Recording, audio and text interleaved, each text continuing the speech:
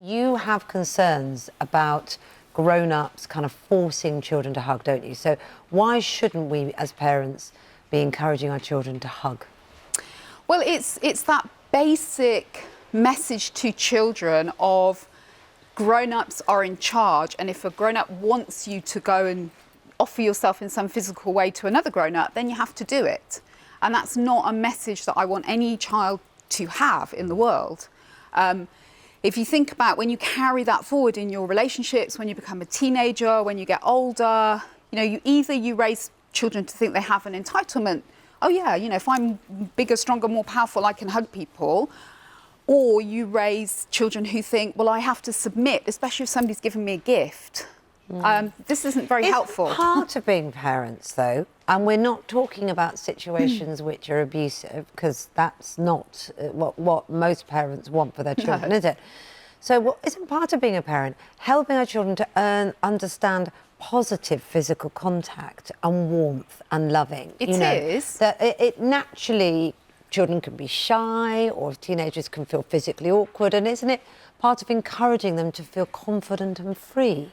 But if you think about yourself, do you want somebody to say, go and hug so-and-so? No, you don't. You want a moment to think, actually, do I want to do this? And little children, because they have very underdeveloped brains, you can basically make them do anything, but why would you? I'd rather children get that moment to think, no, not this time, or... Undoubtedly, I've been in situations as a young kid where I was asked to go and give my auntie or uncle or whoever it was a cuddle, it's a family member, and I probably didn't want to. However, I now appreciate the importance of being tactile. But crucially, that's something that there was a time when I wasn't enjoying it. But it's about normalising normal physical and emotional affectionate interaction. That's what we have to do. And I think it's really dangerous when we make an innocent, a completely benign show of affection something that appears to be a bit more toxic. And I totally understand the message of consent, but you teach girls consent, particularly girls, in other environments. You don't teach them consent when it is give your grandma a kiss because she bought you a jigsaw. That's fine. And I think it's really important to hang on to the message that we need to teach kids what is normal and what is not. Children can differentiate. I think, I asked my kids before I came on here, if a relative comes around and they buy you something for Christmas, and I will say to my kids, go and say thank you, or they come to the door, get up off your seat, go and give Grandad a hug, because that's about respect. It's about what is a normal relationship, a normal physical interaction, and they will therefore do that naturally when those members of the family come into the house now. They have been brought up to do that from day one. So my 14-year-old will give his granddad a kiss, and that's great. There's nothing wrong with that. Do you know what I mean? So I think... Oh, I do know what you mean, but I suppose the other argument will be that does gratitude have to be a physical hug? You've been given this, you must give me that back. I think there's nothing wrong with gratitude being a physical hug. But it blurs the boundaries. But I think it only blurs the boundaries if they don't understand what is normal. I think But it's not normal, really, to make your child go and physically say thank you. To a family member. It's completely normal. Well, and it should be. And children like hugs.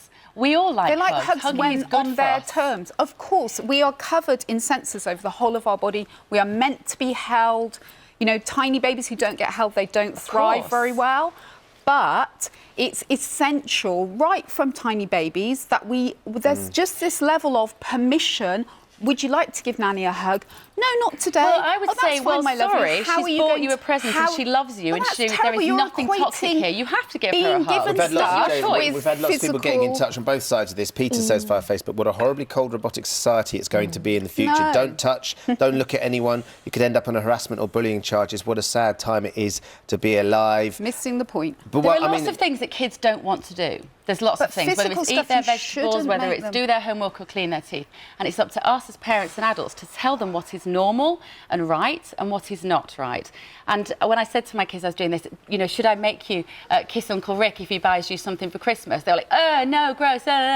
But that's because they're just being difficult. But when you're 2, you don't have an upper brain to be able to rationalise any of this. And we set the standard very early on.